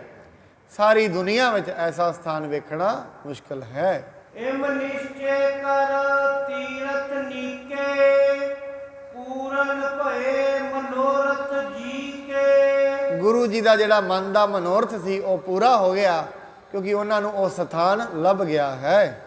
ਨਰ ਪ੍ਰਾਕ੍ਰਿਤ ਸੰਭਏ ਪ੍ਰਸੰਨ, ਸਦਾ ਸਰਬੱਗ ਗੁਰੂ ਧੰਨ ਧੰਨ। ਜਿੰਨੇ ਵੀ ਮਨੁੱਖ ਸਨ ਉਹ ਸਾਰੇ ਪ੍ਰਸੰਨ ਹੋ ਗਏ। ਕਹਿੰਦੇ ਨੇ ਗੁਰੂ ਜੀ ਤੁਸੀਂ ਧੰਨ ਹੋ, ਧੰਨ ਹੋ, ਤੁਹਾਡੀ ਵਡਿਆਈ ਬੜੀ ਵੱਡੀ ਹੈ। ਨਰ ਸਮੁਦਾਇਨ ਮਹਿ ਤਬ ਭਨਿਓ, ਤਰੇ ਚੌਪ ਚਿਤ ਮੈਂ ਸਭ ਸੁਣਿਓ। ਮਹਾਰਾਜ ਨੇ ਫਿਰ ਸਾਰਿਆਂ ਨੂੰ ਬਚਨ ਕੀਤੇ, ਇਹ ਕਹਿਣਾ ਕੀਤਾ ਭਾਈ ਇਹ ਜਿਹੜੀ ਗੱਲ ਹੈ ਤੁਸੀਂ ਸਾਰਿਆਂ ਨੇ ਬੜੇ ਧਿਆਨ ਲਾ ਕੇ ਸੁਣਨੀ ਹੈ। ਸਤਿਗੁਰ ਅਮਰਦਾਸ ਕੀ ਆਇਸ, ਲੈ ਪਿਤ ਹਮਰੇ ਇਨਾ ਆਇਸੋ। ਕਹਿੰਦੇ ਭਾਈ ਗੁਰੂ ਅਮਰਦਾਸ ਜੀ ਦੀ ਆਗਿਆ ਦੇ ਅਨੁਸਾਰ ਸਾਡੇ ਪਿਤਾ ਗੁਰੂ ਰਾਮਦਾਸ ਜੀ ਇਸ ਸਥਾਨ ਤੇ ਆਏ ਸਨ। ਪਾਵਨ ਤੀਰਥ ਕੋ ਬਿਤ ਤਾਵਨ, ਲਾਏ ਬ੍ਰਿੰਦ ਨਰ ਕੀਨ ਖਨਾਵਨ। ਇਹ ਪਵਿੱਤਰ ਸਥਾਨ ਨੂੰ ਪ੍ਰਗਟ ਕਰਨ ਲਈ ਸਾਡੇ ਗੁਰੂ ਜੀ ਨੇ ਬਹੁਤ ਮਨੁੱਖਾਂ ਨੂੰ ਲਾਇਆ ਸੀ ਥਾਂ ਦੀ ਖੁਦਾਈ ਕਰਨ ਲਈ, ਕਿਉਂਕਿ ਸਾਧ ਸੰਗਤ ਸਥਾਨ ਦੀ ਆਪਣੀ ਮਹਾਤਮਾ ਹੁੰਦੀ, ਆਪਣਾ ਮਹਾਤਮ ਹੁੰਦਾ ਹੈ ਸਥਾਨ ਦਾ। ਧਰਤੀ ਦੇ ਵੀ ਆਪੋ ਆਪਣੇ ਭਾਗ ਨੇ। ਕਦੇ ਦੇਵਾ ਰਾਮ ਨੇ ਇਹ ਸੋਚਿਆ ਨਹੀਂ ਹੋਏਗਾ, ਕਿਉਂਕਿ ਜਦੋਂ ਦੇਵਾ ਰਾਮ ਹੋਏਗਾ ਨਾ ਇੱਥੇ, ਉਦੋਂ ਰੌਣਕਾਂ ਪਰਾਂ ਲੱਗਦੀਆਂ ਹੋਣਗੀਆਂ। ਮਹੱਲ ਸੀ ਵੱਡਾ, ਲੋਕੀ ਉੱਥੇ ਆਉਂਦੇ ਹੋਣਗੇ, ਰੌਣਕਾਂ ਉੱਥੇ ਸਨ, ਇਹਨੂੰ ਕੋਈ ਨਹੀਂ ਸੀ ਵੇਖਦਾ। ਪਰ ਦੇਵਾ ਰਾਮ ਨੂੰ ਸ਼ਾਇਦ ਉਹਨੂੰ ਨਹੀਂ ਪਤਾ ਹੋਏਗਾ, ਜਿੱਥੇ ਗੁਰੂ ਜਾਏਗਾ ਉਸ ਥਾਂ ਦੇ ਐਸੇ ਭਾਗ ਜਾਗ ਜਾਣਗੇ, ਜੁੱਗਾਂ ਜੁੱਗਾਂ ਤਾਈਂ ਇੱਥੇ ਦੁਨੀਆ ਨਮਸਕਾਰਾਂ ਕਰਿਆ ਕਰੇਗੀ, ਜੁੱਗਾਂ ਜੁੱਗਾਂ ਤਾਈਂ। ਅੱਜ ਅਸੀਂ ਵੇਖਦੇ ਹਾਂ ਕਿੱਥੇ ਅਮਰੀਕਾ, ਇੰਗਲੈਂਡ, ਪਤਾ ਨਹੀਂ ਕਿੱਥੋਂ ਕਿੱਥੋਂ ਦੇ ਲੋਕ, ਕਿੰਨੀ ਕਿੰਨੀ ਦੂਰ ਦੇ ਲੋਕ ਇੱਥੇ ਆਉਂਦੇ ਹਨ। ਇਹ ਜਿਹੜਾ ਸਥਾਨ ਹੈ, ਇਹ ਧਰਤੀ ਦੇ ਆਪਣੇ ਭਾਗ ਨੇ। ਹੁਣ ਏਡੀ ਵੱਡੇ ਮਹਾਨ ਤੀਰਥ ਤੇ ਅਸੀਂ ਬੈਠੇ ਹਾਂ, ਫਿਰ ਇੱਥੇ ਜਿਹੜੇ ਰਹਿੰਦੇ ਨੇ ਉਹਨਾਂ ਦੇ ਵੀ ਭਾਗ ਚੰਗੇ ਨੇ, ਜਿਹੜੇ ਆ ਕੇ ਸ਼ਰਵਣ ਕਰਦੇ ਨੇ ਉਹਨਾਂ ਦੇ ਵੀ ਭਾਗ ਵੱਡੇ ਨੇ। ਜਿੱਥੇ ਇੰਨੀ ਦੁਨੀਆ ਆ ਕੇ ਬਾਹਰੋਂ ਬਾਹਰੋਂ ਆ ਕੇ ਲੋਕ ਸ਼ਾਇਦ ਨਾਮ ਲੈਂਦੇ ਹੀ ਨਮਸਕਾਰ ਕਰ ਦਿੰਦੇ ਹੋਣਗੇ, ਸ਼ੀਸ਼ਗੰਜ ਸਾਹਿਬ ਦਾ ਨਾਮ ਲੈਂਦੇ ਆ। ਇਸ ਕਰਕੇ ਸਾਧ ਸੰਗਤ ਆਪਣੀ ਮਹਾਤਮ ਹੈ ਸਥਾਨ ਦਾ, ਆਪਣੀ ਆਭਾ ਹੁੰਦੀ ਹੈ, ਤਾਂ ਕਰਕੇ ਉਸ ਜਿਹੜੀ ਧਰਤੀ ਹੈ ਉਸ ਨੂੰ ਵੀ ਸੀਸ ਝੁਕ ਜਾਂਦਾ ਹੈ। ਨਹੀਂ ਸਪੂਰਨ ਕਾਰਜ ਹੋਵਾ, ਗੋਇੰਦਵਾਲ ਜਾਏ ਗੁਰ ਜੋਵਾ। ਕਹਿੰਦੇ ਮੇਰੇ ਪਿਤਾ ਜੀ ਗੋਇੰਦਵਾਲ ਸਾਹਿਬ ਚਲੇ ਗਏ, ਗੁਰੂ ਜੀ ਕਹਿੰਦੇ ਨੇ। ਇਸ ਕਰਕੇ ਇੱਕ ਸਰੋਵਰ ਦੀ ਜਿਹੜਾ ਕਾਰਜ ਹੈ ਉਹ ਪੂਰਾ ਨਹੀਂ ਸੀ ਹੋਇਆ।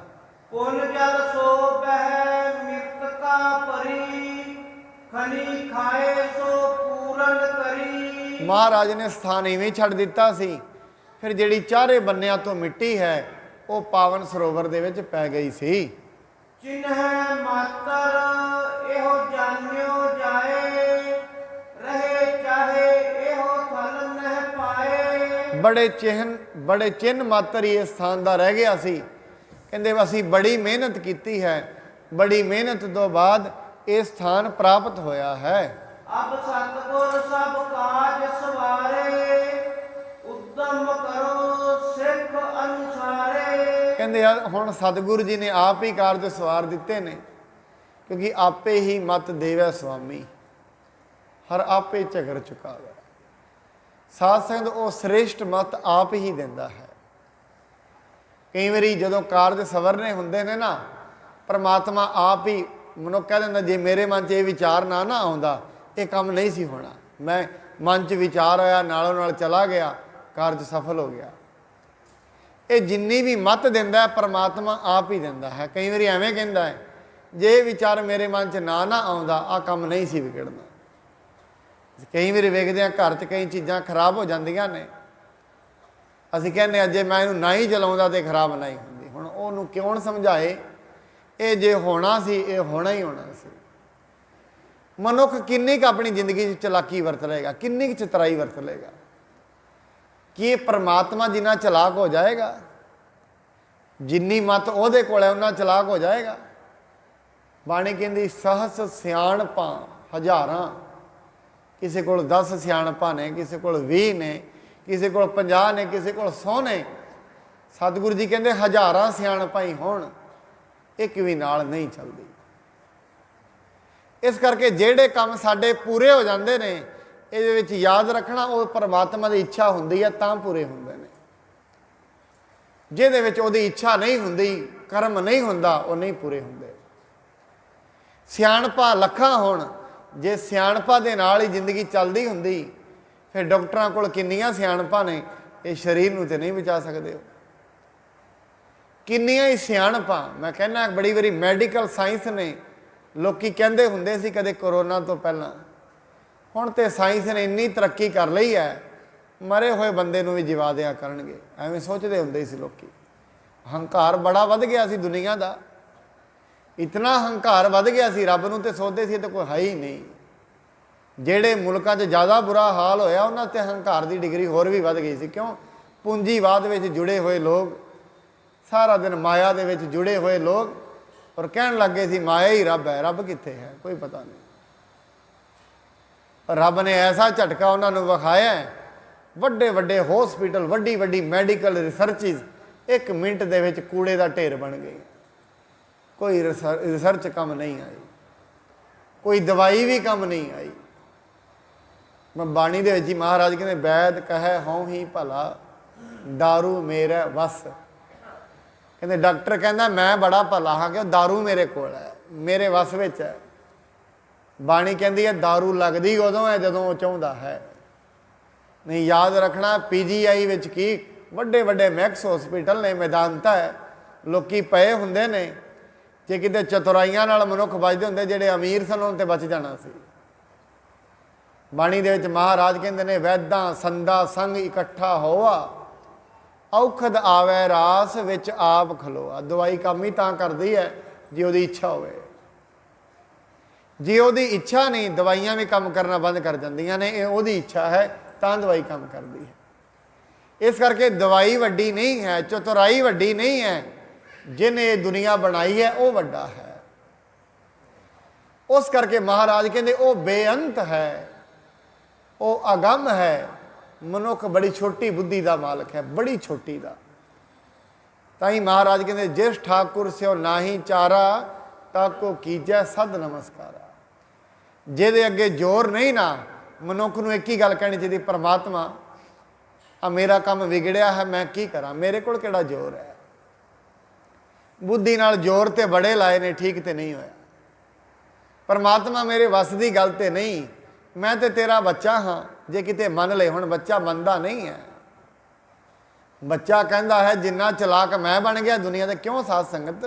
ਕਿਉਂਕਿ ਜਿਹੜੀ ਇਹਦੇ ਅੰਦਰ ਚੇਤਨਾ ਹੈ ਨਾ ਕਰਮ ਕਰਨ ਦੀ, ਚੇਤਨਾ ਨਾਲ ਕੰਮ ਕੀਤਾ, ਉਹਦੇ ਨਾਲ ਇਹਨੇ ਜ਼ਮੀਨ ਬਣਾ ਲਈ, ਵੱਡਾ ਸਾਰਾ ਘਰ ਬਣਾ ਲਿਆ। ਫਿਰ ਕੋਈ ਵੀ ਰਿਸ਼ਤੇਦਾਰ ਆਉਂਦਾ ਉਹਨੂੰ ਕਹਿੰਦਾ ਵੇਖਿਆ ਏਡਾ ਵੱਡਾ ਘਰ ਬਣਾਇਆ, ਬੜੀ ਮਿਹਨਤ ਕੀਤੀ ਹੈ, ਬੜੀ ਜ਼ਮੀਨ ਬਣਾਈ, ਸਾਰਾ ਦਿਨ ਬੜਾ ਤੁਰਿਆ, ਬੜੀ ਮਿਹਨਤ ਕੀਤੀ। ਮਹਾਰਾਜ ਕਹਿੰਦੇ ਨਹੀਂ, ਇਹ ਜਿਹੜੀ ਜ਼ਮੀਨ ਬਣਾਉਣ ਵਾਲੀ ਤੇਰੀ ਗੱਲ ਹੈ, ਇਹਨੇ ਤੇ ਤੈਨੂੰ ਫੜ ਲਿਆ ਹੈ। ਇੰਨਾ ਹੰਕਾਰ ਅੰਦਰ ਵੱਧ ਗਿਆ। ਹੁਣ ਹੰਕਾਰ ਦੇ ਵਿੱਚ ਆਇਆ ਹੋਇਆ ਸਿਰਫ ਡਾਕਟਰਾਂ ਤੇ ਵਿਸ਼ਵਾਸ ਰਹਿ ਗਿਆ। ਕਿਉਂ? ਦਿਮਾਗੀ ਤਲ ਤੇ ਜੀਣ ਲੱਗ ਪਿਆ।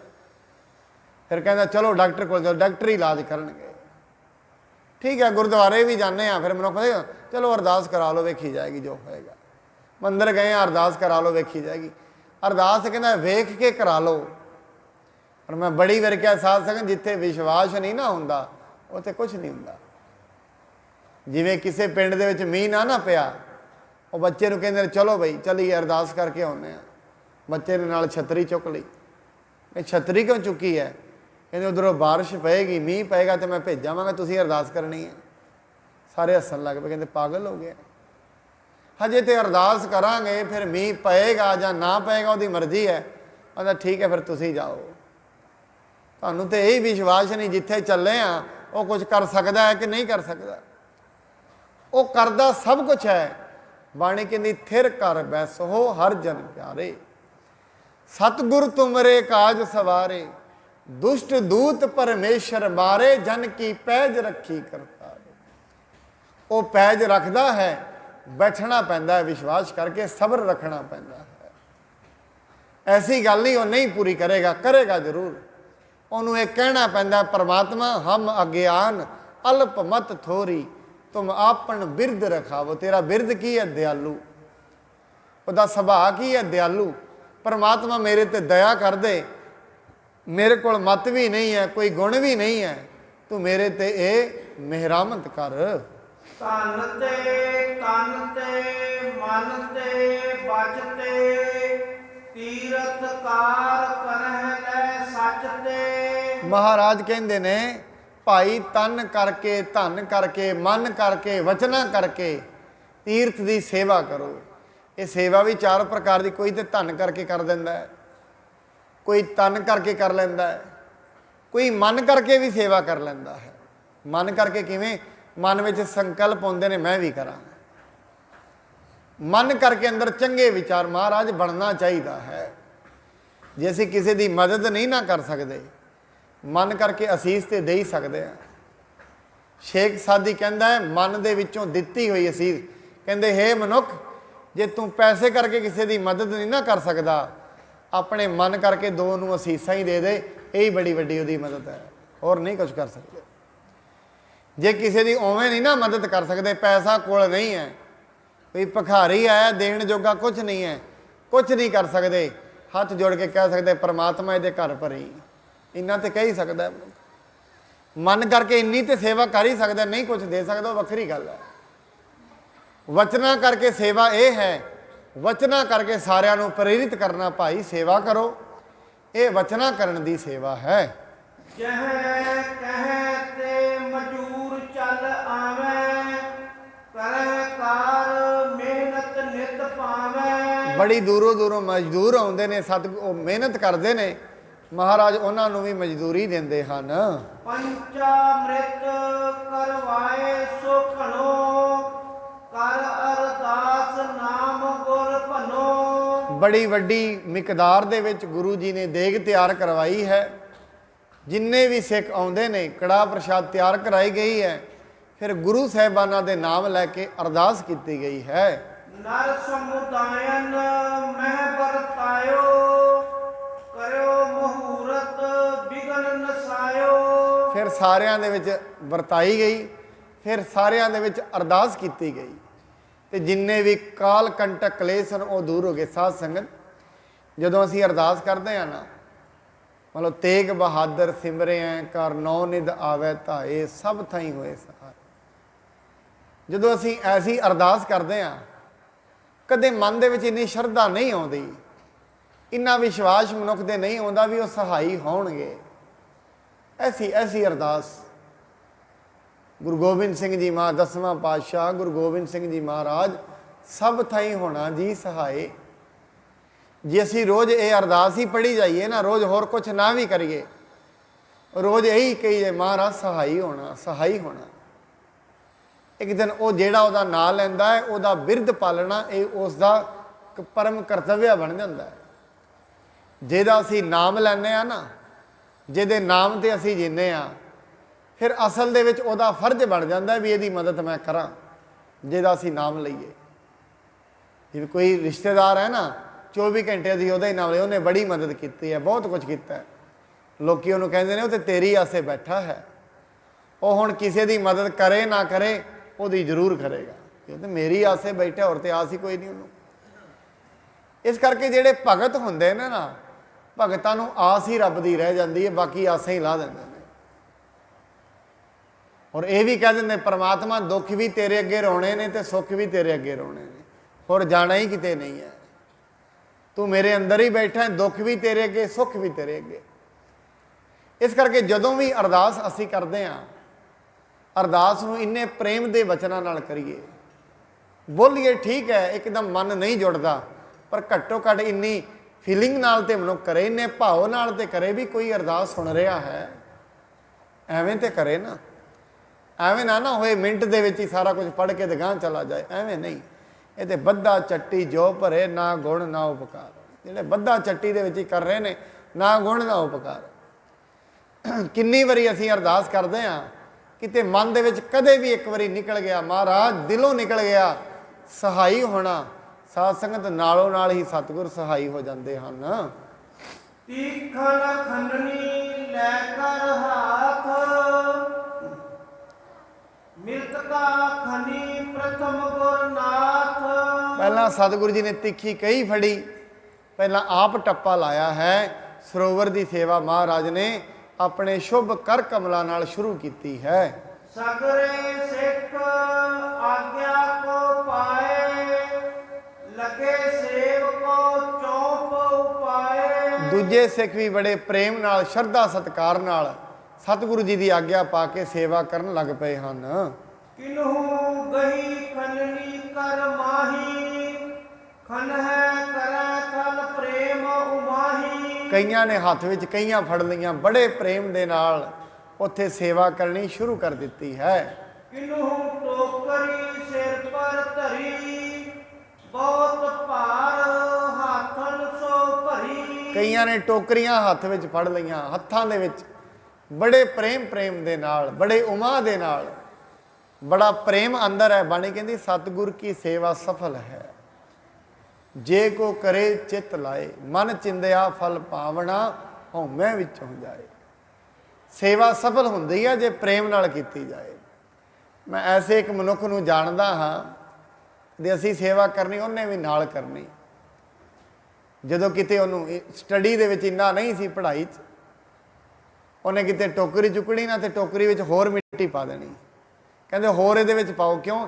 ਕਹਿੰਦੇ ਮੈਂ ਗੁਰੂ ਤੋਂ ਕੰਮ ਵੱਡਾ ਲੈਣਾ ਹੈ, ਹੋਰ ਇਹਦੇ ਵਿੱਚ ਪਾਓ। ਅੱਜ ਮੈਂ ਉਹਨੂੰ ਜਾਣਦਾ ਹਾਂ, ਵਿਦੇਸ਼ਾਂ ਵਿੱਚ ਹੋਇਆ, ਬੜੀ ਉੱਥੇ ਨਾਮ ਵੀ ਜਪਦਾ ਤੇ ਬੜਾ ਆਨੰਦ ਲੈ ਰਿਹਾ ਹੈ ਉੱਥੇ। ਉਹਨੇ ਮੈਂ ਉਹਨੂੰ ਅਕਸਰ ਕਹਿਣਾ ਹੁੰਦਾ ਵੀ ਤੇਰੀ ਗੱਲ ਠੀਕ ਸੀ। ਕਹਿੰਦਾ ਮਿੱਟੀ ਹੋਰ ਪਾ ਦਿਓ ਵਿੱਚ। ਕਹਿੰਦੇ ਕਿਉਂ? ਕਹਿੰਦੇ ਜ਼ਿਆਦਾ ਚੁੱਕਾਂਗਾ, ਕੋਈ ਕੰਮ ਗੁਰੂ ਤੋਂ ਵੱਡਾ ਲੈਣਾ ਹੈ। ਇਹ ਸਾਧ ਸੰਗਤ ਪ੍ਰੇਮ ਦੀਆਂ ਗੱਲਾਂ ਨੇ। ਰੱਬ ਦੇ ਦੁਆਰੇ ਸੇਵਾ ਕਰਦੇ ਨੇ, ਹੋਰ ਪਾ ਦੇ ਬਈ, ਕੰਮ ਵੱਡਾ ਲੈਣਾ ਹੈ ਉਹ ਤੋਂ। ਇਸ ਕਰਕੇ ਇਹ ਪ੍ਰੇਮ ਦੇ ਨਾਲ ਜਿਵੇਂ ਜਿਵੇਂ ਮਨੁੱਖ ਸੇਵਾਵਾਂ ਕਰਦਾ ਹੈ, ਸਤਿਗੁਰੂ ਮਹਾਰਾਜ ਉਸ ਦੀ ਬਾਂਹ ਫੜਦੇ ਹਨ। ਕੇਤਕ ਲੈ ਕਰ ਵਹਿ ਵਿਰਾਮ ਹੈ, ਕੋ ਕਹਿ ਕੇ ਉਤਸਾਹ ਵਧਾਵੈ ਹੈ। ਕਈ ਟੋਕਰੀਆਂ ਚੁੱਕ ਚੁੱਕ ਕੇ ਬਾਹਰ ਸੁੱਟਦੇ ਨੇ, ਕੋਈ ਉਤਸ਼ਾਹ ਵਧਾਈ ਜਾਂਦੇ ਨੇ, ਚੱਕੋ ਬਈ ਚੱਕੋ, ਰੱਬ ਦੀ ਸੇਵਾ ਕਰੋ, ਸੇਵਾ ਸਫਲ ਹੈ ਭਾਈ, ਸੇਵਾ ਨਾਲ ਮੇਵਾ ਮਿਲਦਾ ਹੈ। ਐਸੀਆਂ ਗੱਲਾਂ ਕੋਲ ਬੈਠੇ ਸੰਗਤ ਦਾ ਉਤਸ਼ਾਹ ਵਧਾ ਰਹੇ ਹਨ। ਅਤ ਆਨੰਦਾ ਉਰ ਮੈਂ ਹੋਈ, ਕਾਰਤ ਲਾਭ ਲੱਗੇ ਸਭ ਕੋਈ। ਸਾਰਿਆਂ ਦੇ ਹਿਰਦਿਆਂ ਵਿੱਚ ਬੜੀ ਪ੍ਰਸੰਨਤਾ ਹੋ ਵੀ ਸਤਿਗੁਰੂ ਜੀ ਦਾ ਸਰੋਵਰ ਬਣ ਰਿਹਾ ਹੈ। ਬੜੇ ਪ੍ਰਸੰਨਤਾ ਦੇ ਨਾਲ ਸਾਰੇ ਸੇਵਾਵਾਂ ਵਿੱਚ ਲੱਗੇ ਹੋਏ ਹਨ।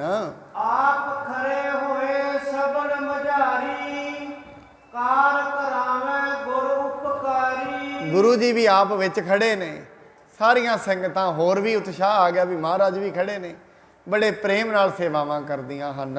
ਦੇਖਤ ਕਾਰ ਚੌਗੁਣੀ ਹੋਏ, ਉਦਮ ਕਰਹਿ ਅਧਿਕ ਸਭ ਕੋਏ। ਬੜੇ ਉਦਮ ਦੇ ਨਾਲ, ਬੜੇ ਪ੍ਰੇਮ ਨਾਲ ਸੰਗਤਾਂ ਸੇਵਾਵਾਂ ਕਰ ਰਹੀਆਂ ਹਨ। ਸਗਰੇ ਦਿਨ ਮੈਂ ਕਾਰ ਕਰਾਵੇਂ, ਸੰਧਿਆ ਗ੍ਰਾਮ ਵਿਖੇ ਚੱਲ ਜਾਵੇਂ। ਇਸ ਕਰਕੇ ਸਾਰਾ ਦਿਨ ਤੇ ਸੇਵਾ ਹੁੰਦੀ ਸੀ, ਸ਼ਾਮ ਨੂੰ ਫਿਰ ਸਾਰੋ ਆਪੋ ਆਪਣੇ ਘਰੀ ਚਲੇ ਜਾਂਦੇ ਸਨ। ਦੇਖ ਹੋਏ ਗੁਰ ਕੇ ਦਰਬਾਰਾ, ਚੂਦਤ ਸਰਬਤ ਹੈ ਖਾਏ ਆਹਾਰਾ। ਇਸ ਕਰਕੇ ਜਿੰਨੇ ਵੀ ਲੋਕ ਘਰੋਂ ਪ੍ਰਸ਼ਾਦਾ ਨਹੀਂ ਸੀ ਲੈ ਕੇ ਆਉਂਦੇ, ਉੱਥੇ ਹੀ ਛਕਦੇ ਸਨ, ਨਾਲੇ ਸੇਵਾਵਾਂ ਕਰਦੇ ਸਨ। ਸੋ ਸਾਧ ਸੰਗਤ ਇੱਥੋਂ ਤਾਈਂ ਦੀ ਜਿਹੜੀ ਕਥਾ ਆਪਾਂ ਅੱਜ ਸ਼ਰਵਣ ਕਰਾਂਗੇ। ਸਤਿਗੁਰੂ ਜੀ ਮਹਾਰਾਜ ਕਿਰਪਾ ਕਰਨ, ਸਾਨੂੰ ਨਾਮ ਦੀ ਦਾਤ ਬਖਸ਼ਣ, ਗੁਰਬਾਣੀ ਦੀ ਦਾਤ ਬਖਸ਼ਣ। ਜ਼ਿੰਦਗੀ ਦੇ ਵਿੱਚ ਕਿਤੇ ਪ੍ਰਮਾਤਮਾ ਦੇ ਲਈ ਪ੍ਰੇਮ ਪ੍ਰਗਟ ਹੋਏ, ਜਿੰਨਾ ਪ੍ਰੇਮ ਇੱਕ ਮਾਂ ਨੂੰ ਆਪਣੇ ਪੁੱਤਰ ਦੇ ਲਈ ਹੁੰਦਾ ਹੈ, ਇੰਨਾ ਹੀ ਹਿਰਦੇ ਦੇ ਵਿੱਚ ਪ੍ਰੇਮ ਗੁਰੂ ਦੇ ਲਈ, ਪ੍ਰਮਾਤਮਾ ਲਈ ਬਣੇ। ਨਾਲ ਦੀ ਨਾਲ ਆਪਾਂ ਜਿਹੜਾ ਸ਼ਬਦ ਹੈ ਉਸ ਨੂੰ ਵੀ ਗਾਇਨ ਕਰਾਂਗੇ।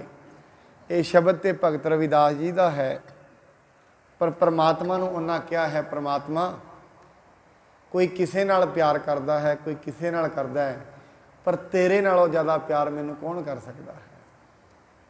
ਕੋਈ ਕਿਸੇ ਦਾ ਕੋਈ ਹੈ, ਪਰ ਪ੍ਰਮਾਤਮਾ ਤੇਰੇ ਨਾਲੋਂ ਜ਼ਿਆਦਾ ਪਿਆਰ ਮੈਨੂੰ ਕੋਈ ਨਹੀਂ ਕਰੇਗਾ। ਉਹ ਕਹਿੰਦੇ ਹਨ, ਐਸੀ ਲਾਲ ਤੁਝ ਬਿਨ ਕੌਣ ਕਰੈ, ਐਸੀ ਲਾਲ ਤੁਝ ਬਿਨ ਕੌਣ ਕਰੈ, ਐਸੀ ਲਾਲ ਤੁਝ ਬਿਨ ਕੌਣ ਕਰੈ, ਐਸੀ ਲਾਲ ਤੁਝ ਬਿਨ ਕੌਣ ਕਰੈ। ਗਰੀਬ ਨਿਵਾਜ ਗੁਸਾਈਆ ਮੇਰਾ, ਗਰੀਬ ਨਿਵਾਜ ਗੁਸਾਈਆ ਮੇਰਾ, ਗਰੀਬ ਨਿਵਾਜ ਗੁਸਾਈਆ ਮੇਰਾ। ਮਾਥੈ ਛਤਰ ਤਰੈ, ਮਾਥੈ ਛਤਰ ਤਰੈ, ਮਾਥੈ ਛਤਰ ਤਰੈ। ਐਸੀ ਲਾਲ ਤੁਝ ਬਿਨ ਕੌਣ ਕਰੈ, ਐਸੀ ਲਾਲ ਤੁਝ ਬਿਨ ਕੌਣ ਕਰੈ, ਐਸੀ ਲਾਲ ਤੁਝ ਬਿਨ ਕੌਣ ਕਰੈ, ਐਸੀ ਲਾਲ ਤੁਝ ਬਿਨ ਕੌਣ ਕਰੈ। ਕਹਿੰਦੇ ਹੈ ਪ੍ਰਮਾਤਮਾ, ਐਸੀ ਕਰਨੀ ਹੋਰ ਕੌਣ ਕਰ ਸਕਦਾ ਹੈ। ਤੂੰ ਸਾਡੇ ਵਰਗੇ ਗਰੀਬਾਂ ਦੇ ਸਿਰਾਂ ਤੇ ਵੀ ਛੱਤਰ ਚਲਾ ਦਿੱਤੇ, ਜਿਨ੍ਹਾਂ ਨੂੰ ਦੁਨੀਆ ਵਿੱਚ ਕੋਈ ਜਾਣਦਾ ਨਹੀਂ ਸੀ। ਅੱਜ ਦੁਨੀਆ ਵਿੱਚ ਉਹਨਾਂ ਦੇ ਵੱਡੇ ਵੱਡੇ ਗੁਰਦੁਆਰੇ ਤੇ ਮੰਦਰ ਮਸਜਿਦ ਬਣੇ ਨੇ। ਕਹਿੰਦੇ ਪ੍ਰਮਾਤਮਾ, ਸਾਡੇ ਵਰਗੇ ਗਰੀਬਾਂ ਨੂੰ ਤੇਰਾ ਕੀਤਾ ਜਾਤੋ ਨਾਹੀ, ਮੈਨੂੰ ਜੋਗ ਕੀਤੋਈ, ਮੈਂ ਨਿਰਗੁਣਿਆਰੇ ਕੋ ਗੁਣ ਨਾਹੀ, ਆਪੇ ਤਰਸ ਪਏ ਹੋਈ। ਪ੍ਰਮਾਤਮਾ ਤੇਰੀ ਕਿਰਪਾ ਨਾਲ ਅੱਜ ਗਰੀਬਾਂ ਦੇ ਸਿਰਾਂ ਤੇ ਛਤਰ ਝੁਲਦਾ ਹੈ, ਇਹ ਸਾਰੀ ਤੇਰੀ ਹੀ ਕਿਰਪਾ ਹੈ। ਐਸੀ ਬੇਨਤੀ, ਐਸੀ ਗੱਲ ਭਗਤ ਰਵਿਦਾਸ ਜੀ ਨੇ ਸਤਿਗੁਰੂ ਜੀ ਮਹਾਰਾਜ ਜੀ ਨੂੰ ਕਹੀ ਹੈ। ਸੋ ਸਾਨੂੰ ਵੀ ਚਾਹੀਦਾ ਹੈ ਪਰਮਾਤਮਾ ਦੀ ਇਸ ਕਰਨੀ ਤੇ ਖੁਸ਼ ਹੋਈਏ, ਕਿਉਂ ਉਹ ਗਰੀਬਾਂ ਨੂੰ ਨਿਵਾਜਦਾ ਹੈ, ਐਸੀ ਉਹਦੀ ਬਖਸ਼ਿਸ਼ ਹੈ। ਇੰਨੀਆਂ ਬੇਨਤੀਆਂ ਪ੍ਰਵਾਨ, ਹੋਈ ਭੁੱਲ ਚੁੱਕ ਦੇ ਲਈ ਖਿਮਾ ਕਰਨ। ਸਤਿਗੁਰੂ ਜੀ ਮਹਾਰਾਜ ਕਿਰਪਾ ਕਰਨ। ਜਿੰਨੇ ਸਤਸੰਗੀ ਆਪ ਚੱਲ ਕੇ ਆਉਂਦੇ ਹੋ, ਸਾਰਿਆਂ ਦੇ ਸਿਰਾਂ ਤੇ ਮਿਹਰ ਭਰਿਆ ਹੱਥ ਰੱਖਣ, ਘਰਾਂ ਪਰਿਵਾਰਾਂ 'ਚ ਸੁੱਖ ਸ਼ਾਂਤੀ ਦੀ ਦਾਤ ਬਖਸ਼ਣ, ਤਾਂ ਜੋ ਆਪ ਇਵੇਂ ਸਤ ਸੰਗਤ ਵਿੱਚ ਆ ਕੇ ਆਪਣੇ ਜੀਵਨ ਦੀਆਂ ਅਮੋਲਕ ਘੜੀਆਂ ਨੂੰ ਸਫਲ ਕਰ ਸਕੋ। ਵਾਹਿਗੁਰੂ ਜੀ ਕਾ ਖਾਲਸਾ, ਵਾਹਿਗੁਰੂ ਜੀ ਕੀ ਫਤਿਹ।